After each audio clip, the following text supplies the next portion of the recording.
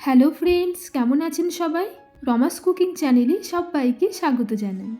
আজকের রেসিপিটা খুবই স্বাস্থ্যকর। গরম ভাতের সাথে এই তরকারিটা খেতে খুবই ভালো লাগে।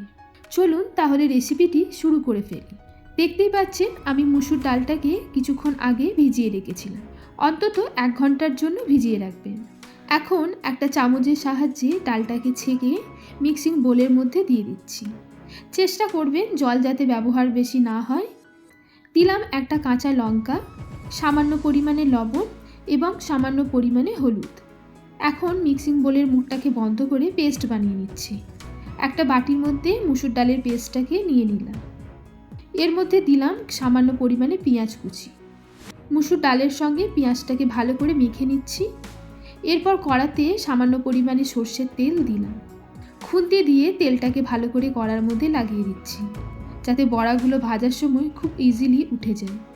এরপর একটা চামচের সাহায্যে অল্প অল্প করে মুসুর ডালের ব্যাটারটা দিয়ে দিচ্ছি। একসঙ্গে 5টা-6টা করে বড়া ভেজে নিচ্ছি। মিডিয়াম ফ্লেমে বড়াগুলোকে ভেজে নিচ্ছি। হাই ফ্লেমে ভেজে নিলে বড়াগুলো খুব তাড়াতাড়ি বাইরে থেকে কড়া হয়ে যায় আর ভেতরটা কাঁচা থেকে যায়।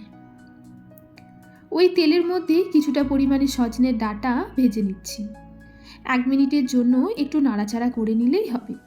এই ডাঁটা ভাজার সময় কোনো রকম হলুদ বা লবণ কিছুই ব্যবহার করলাম না।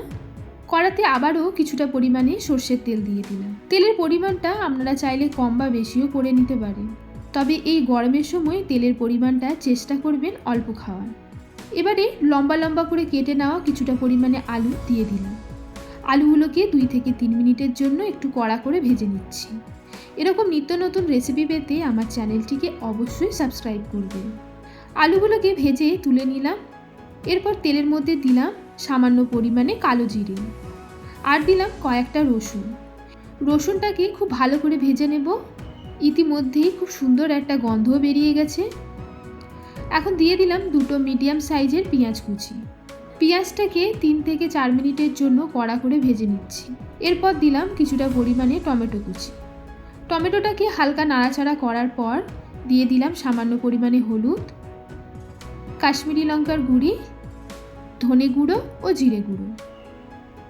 সামান্য একটু জল অ্যাড করে মশলাটাকে ভালো করে কষিয়ে নেব। মোটামুটি 4 থেকে 5 মিনিটের জন্য মশলাটাকে কষিয়ে নিয়েছি। এরপর ভেজে রাখা আলু এবং ডাঁটা দিয়ে দিলাম আর দিলাম পরিমাণ মতন কাঁচা লঙ্কা। যেরকম ঝাল খাবেন সেই বুঝে লঙ্কা ব্যবহার করবেন। আর দিচ্ছি স্বাদ মতো লবণ। এখন ভালো করে মশলার সাথে আলু ও ডাঁটাটাকে কষিয়ে নেব। মিডিয়াম ফ্লেমে মোটামুটি 4 থেকে 5 মিনিটের জন্য আলু ও সজনের ডাঁটাটাকে কষিয়ে নিচ্ছি। এরপর পরিমাণ মতন জল দিয়ে দিলাম। যেরকম ঝোল খেতে পছন্দ করবেন সেই অনুযায়ী এখানে জলটা ব্যবহার করবেন। ঢাকা দিয়ে সেদ্ধ হতে দেব 10 মিনিটের জন্য। 10 মিনিট পর চেক করে নিচ্ছি আলুগুলো ঠিকঠাক সেদ্ধ হয়ে গেছে কিনা। আলু যদি পারফেক্টলি সেদ্ধ হয়ে যায় তাহলে ভেজে রাখা বড়াগুলোকে দিয়ে দিতে হবে। আমি বড়াগুলোকে একে একে দিয়ে দিলাম। এরপর একটু নাড়াচাড়া করে নিচ্ছি। তারপর 2 থেকে 3 মিনিটের জন্য বড়াগুলোকে একটু ফুটিয়ে নেব। বেশিক্ষণ ধরে বড়াগুলোকে ফোটাবেন না, তাহলে বড়াগুলো ভেঙে যাওয়ার চান্স থাকে। 2 থেকে 3 মিনিট ফুটিয়ে নিলেই যথেষ্ট। তাহলেই রেডি হয়ে গেল স্বাস্থ্যকর এবং পুষ্টিকর একটা সজনের ডাঁটা দিয়ে ঝোল। এই তরকারিটা অবশ্যই বানিয়ে খাবেন, গরম গরম ভাতের সাথে খুবই ভালো লাগবে। আজকের রেসিপি যদি ভালো লেগে থাকে তাহলে অবশ্যই লাইক কমেন্ট করবেন। আবারও ফিরে আসবো নতুন কোনো রেসিপি নিয়ে। ততক্ষণ পর্যন্ত ভালো থাকবেন, সুস্থ থাকবেন। থ্যাংক ইউ বন্ধুরা।